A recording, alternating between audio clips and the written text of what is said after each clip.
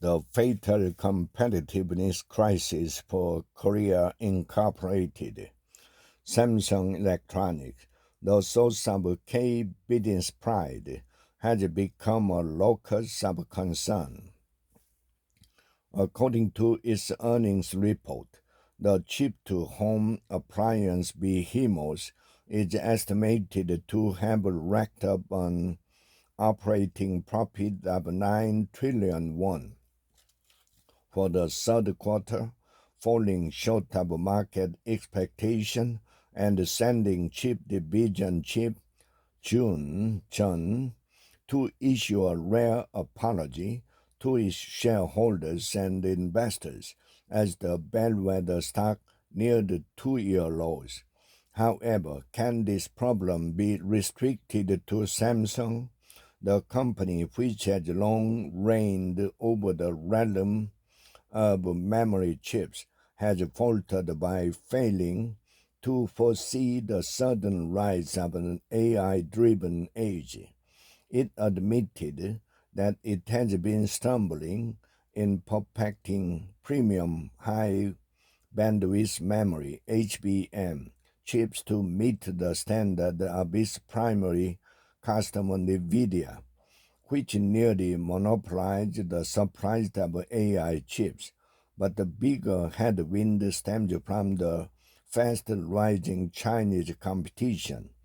In the earnings statement, Samsung partly blamed its underperformance to the increased legacy memory chip supply from Chinese players. What rocked the chip maker was not its stalemate in the premium sector, but the Chinese foray into massive market mature chips. A Samsung executive said that the bigger problem than the HBM issue is China's rapid inroad into the chip market.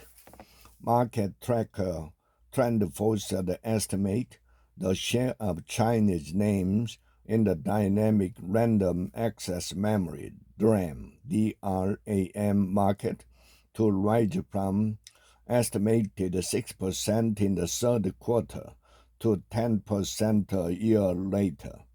Their rise can break up the dominance by the trio Samsung Electronics, SK Hynix, and Micron, which had been sustained in the DRAM market for more than a decade.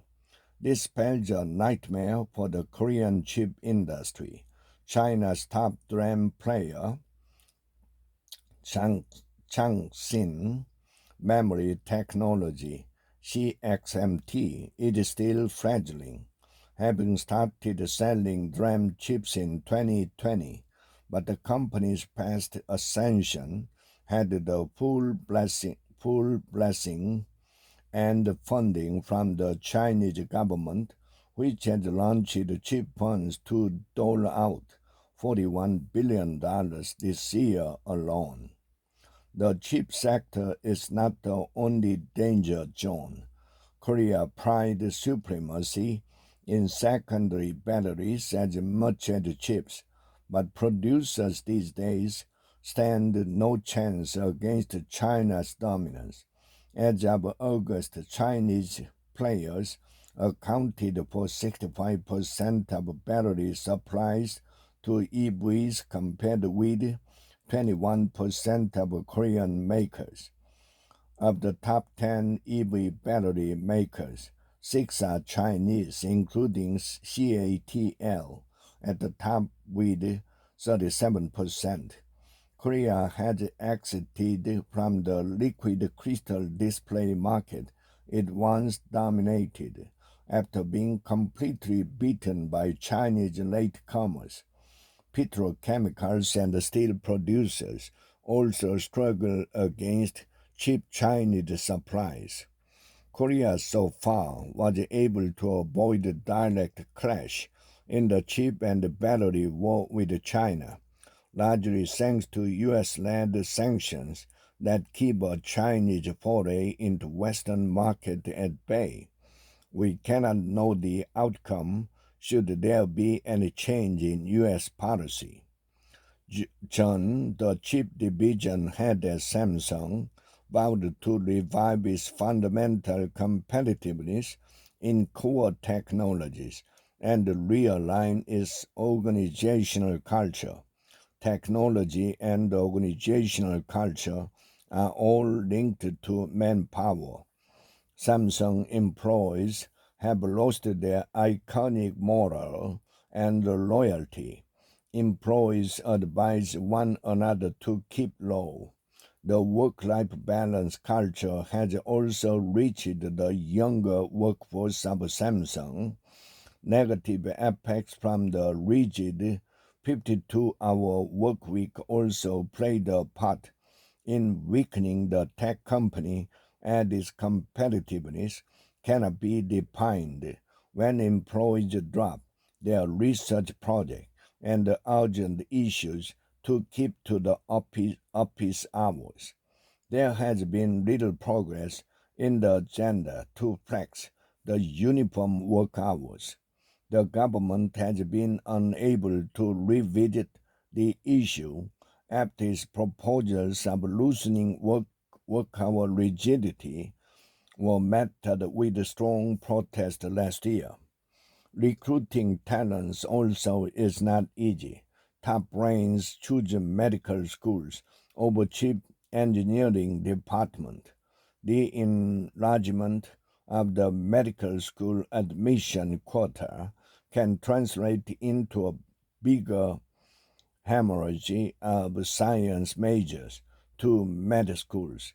In his book, The Hidden Heroes, former Samsung electronic chip technology officer Lim noted that the biggest risk in Korea's chip industry is the shortage of talents, which subsequently weakened technology competitiveness. Again, the problem is not restricted to Samsung.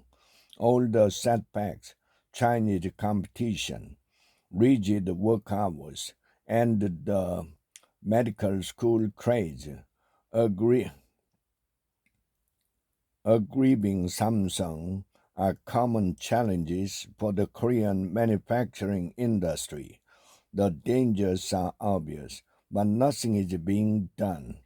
One consulting agency observed Korea was NATO, no action, talk only. When it was desperately striving to stave off a national liquidity crisis in 1997, obviously no lesson have been learned.